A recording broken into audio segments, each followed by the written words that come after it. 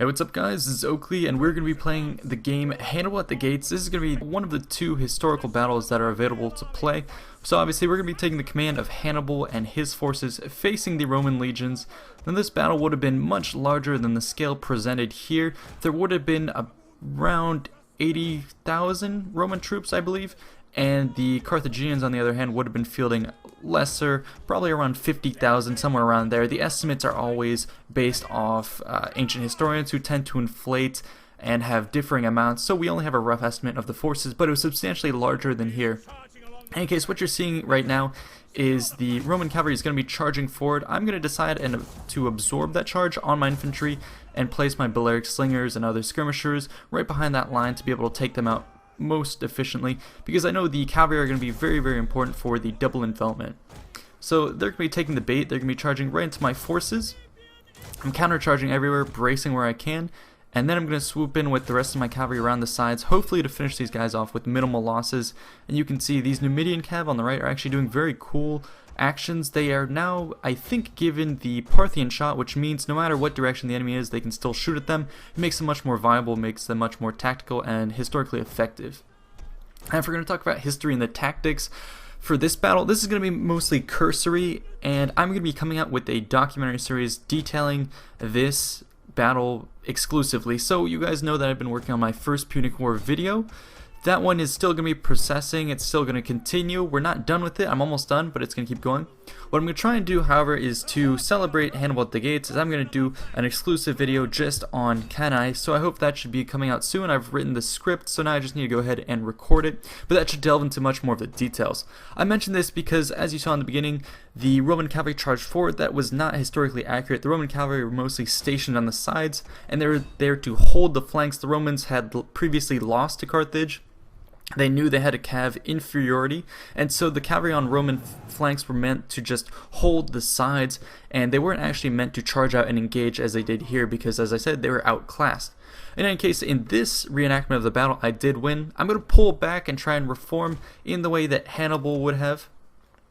So tactically, we all know what happened at Cannae. If you don't, well, then the Romans basically pressed through the center. They were inexperienced. The Romans figured that they could win just by forcing the engagement in the center. This was based off previous experience, where although Hannibal had outclassed Roman armies previously, at, for example, Trasimene and I believe Trebia, the center of the Roman army was able to push through the Carthaginians, and despite the rest of the army being defeated, these centers did hold strong. And so Rome knew that, we are able to win the centers. And so what Rome does is, let's go for an all-out meat grinder in the center.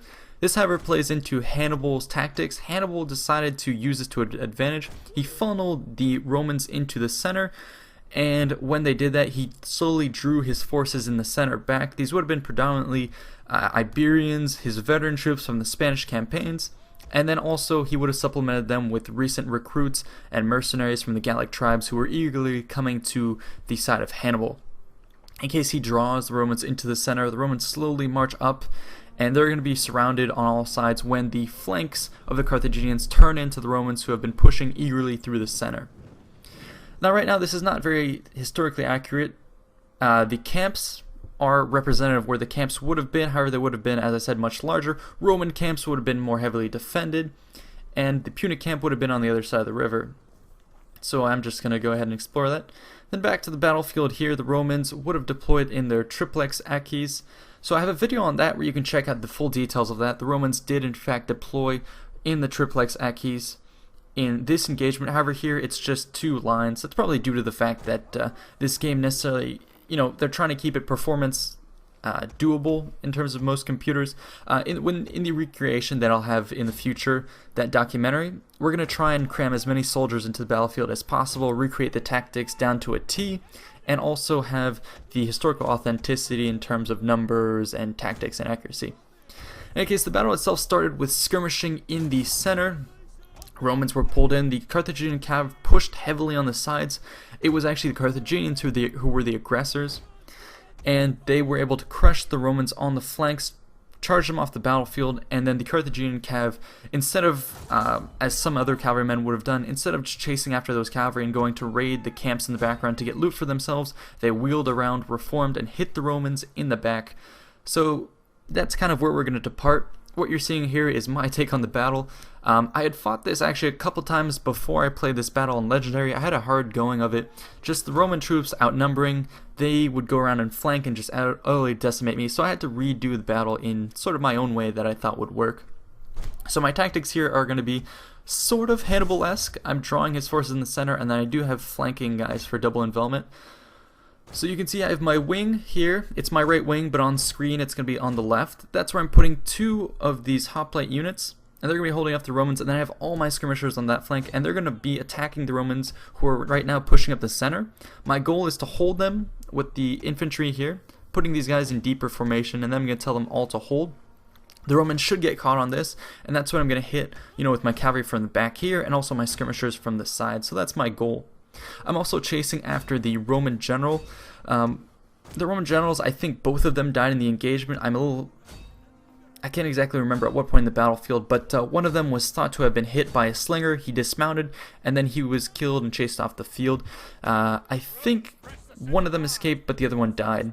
In any case, the battle continued, and the Romans were utterly slaughtered. I think the stats for it, although we're not sure, is probably around 50,000 men died that day. Huge casualties, most of them coming from the Roman side, and most of them would have been killed once the Romans were surrounded and unable to move, unable to retreat, maneuver, and yeah, it was just a bloody battle. In any case, you can see here the Romans are getting caught on the central part of my forces. I'm going to go ahead and pop a rally, and you can see right there my concentrated fire from my skirmishers is going to be doing a lot of damage to his troops on the side. It's working as intended. I found that that was actually the best way to crack the Roman troops, is once they presented their sides to me, systematically pick them off one by one with my skirmishers, hold the Roman mass right here, and then go ahead and keep popping rallies right there to make sure my troops don't crumble, and then swoop in from the back with my cavalry, try and do as much damage as possible. So over here I'm going to go ahead and charge. I probably should have been in diamond formation or wedge formation, as it does more damage. However, I just wanted to get in for the hasty attack. Hannibal would have been using a lot of various cavalry troops, probably drawn from his Numidian forces, but also he would have been using the Germanic cav that he had recently recruited. He had a motley crew, as I like to say when referring to the Carthaginians, because of course the Romans, the legions were levies made up of Roman citizens and allies, very standardized, whereas the Carthaginians would have used a whole varying host of troops.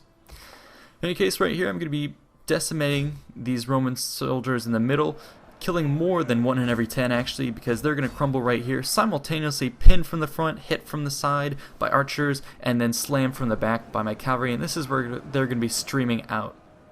Now in the real Battle of Cannae, the Romans would have been surrounded on all sides. It would have been wholesale slaughter. The slaughter took all day, and you can imagine just how ferocious it was. Some historians, predominantly Goldworthy and some other ones, tend to think that in order to control the slaughter, the Carthaginians might have actually created small outlets in their ring, essentially giving the Romans hope of escaping. As the Romans tried to escape the encirclement like this, they would have been picked off and slaughtered. So the Carthaginians were very systematic and very thorough in their extermination of the Romans. In any case, that's going to be the quick recap of this battle. I'll link the in-depth historical analysis and recreation of the battle as soon as it's done. I'm working on that. I hope to have it done by the end of the week. Fingers crossed. In any case, we're going to be moving on to the Battle of Zama next. Hope you guys enjoyed this quick battle, and I hope you guys enjoy the DLC. I'll continue to bring you more of these Rome videos. See ya.